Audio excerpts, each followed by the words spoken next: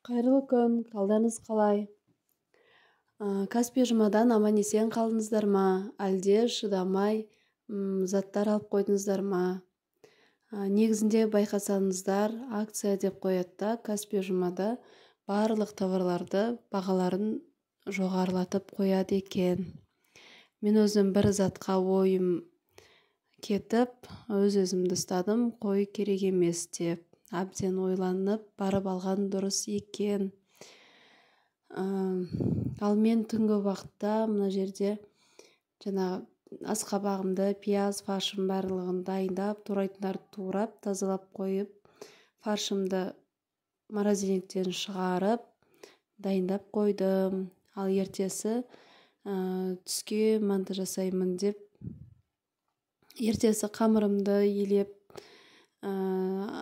тазалап қойған пиязымды осындай турағыштан турап, асқабағымды барлығын қосып, май, бұрыш, тұзымды барлығын қосып, фаршымды дайындап қойдым. Негізінен манты жасайтын кезде, осылай түнде барлығын дайындап жатамын. Ертесі ыңғайлы уақытта жасап алатындай. Кішкентай бала болғаннан кейін солай жасаған маған ыңғайлы, өйткені ұзақ уақыт алады. Мен үшін манты жасау деген ұзақ уақыт кетеді. Ал сіздер қалай жасайсыздар? Барлығын дайындап қоясыздар ма, әлде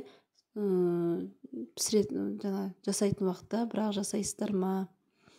Суымды дайындап қойдым. Үлкен ұлыма мантаварка майлай бер дедім. Екінші күлшемді алып, жайып, дайындап жатсам, қызым оянып алды. Өзі кішкене ауырып, тіс жарып жатыр еді. Бет аузын бәрін майлап, йодовый сетка жасап жатырмын. Дәріні де беріп жатырмын. Чытуыш жол қатты ауырып жатыр. Өстіп, қамырын бәрін тартып, жұлмалап, әйтеуір бір кусогын алып, аузына салып үлгеріпті. Жаңағы арғы комнатаға шығарып, есігін жауып алдым да, түйе бастадым. Осы ойлаймын да, неге мантыны 2 сағат жасайсың да, бірақ 10-15 минуттың ішінде желініп кетеді. Артығын осылай ыдысқа салып қойдым. Екінші ұлым құр тұрмасын деп, оған да бір жұмыс тауып бердім. Мантаварканы газға қойып, өзім далаға шықтым. Сиырлардың су шөптерін берейін деп.